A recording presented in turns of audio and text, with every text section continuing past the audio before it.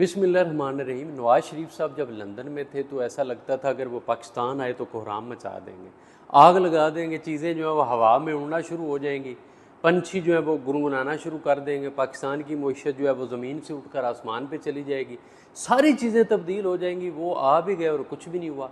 यहाँ आकर वो भीगी बिल्ली की तरह बैठ गए। अब उन्होंने कभी आपने नोटिस किया है ये नवाज शरीफ साहब कभी प्रेस कॉन्फ्रेंस नहीं करते।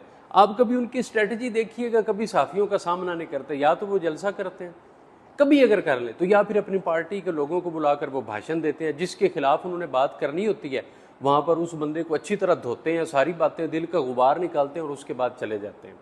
कभी सहाफ़ियों का सामना नहीं करते, और अगर करते हैं तो वो प्लांटेड सहाफ़ी होते हैं, लिफाफी जिन्होंने पैसे लिए होते हैं। अब यहाँ पर देखिए नवाज शरीफ साहब जो हैं वो साकिब निसार साहब पर चढ़ दौड़े हैं कि जी मुझे 5 जजेज़ और इतने जजेज़ ने जो वो निकाल दिया, वो कौन होते हैं मुझे निकालने वाले, उनको किसने अधिकार दिया निकालने का, उनको कैसे इख्तियार है मुझे बाहर करने का। यहाँ पर भी उन्होंने वही कुछ किया, उनकी वही स्ट्रेटजी है कि उन्होंने अदलिया को निशाने पर रखा हुआ है। क्यों? क्योंकि वो सहाफ़ियों का सामना कर नहीं सकते। अब दरअसल वो विकेट की दोनों जानिब खेल रहे हैं। वो चाहते हैं मज़ाहमत करना कि मैं एस्टेब्लिशमेंट के ख़िलाफ़ जाऊँ, लेकिन जा नहीं सकते क्योंकि उनका भाई हुकूमत में, बेटी उनकी चीफ मिनिस्टर है। यही वो चाहते थे और यही डील है कि आपने मुंह बंद रखना है, बेटी आपकी सीएम रहेगी और भाई जो है वो आपका प्राइम मिनिस्टर रहेगा। तब तक आपके लिए रास्ते हमवार हो जाएंगे, आप अपने वोटर को अट्रैक्ट करें। और अगर आपने ये बयानियाँ बनाना भी है तो आप वो अदलिया के खिलाफ बनाएं।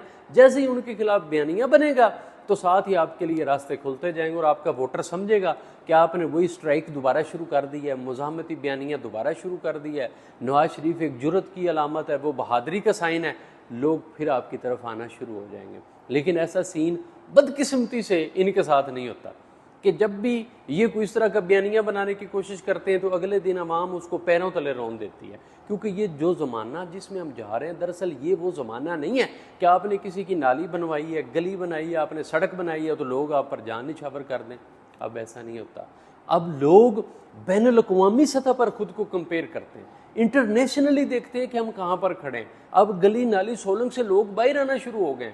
आपने सड़क का इफ्तिताह किया तो आपने पैसे जाती उम्रा से थोड़े लिए हैं, वो पैसे तो सरकार के आपने लगाए हैं।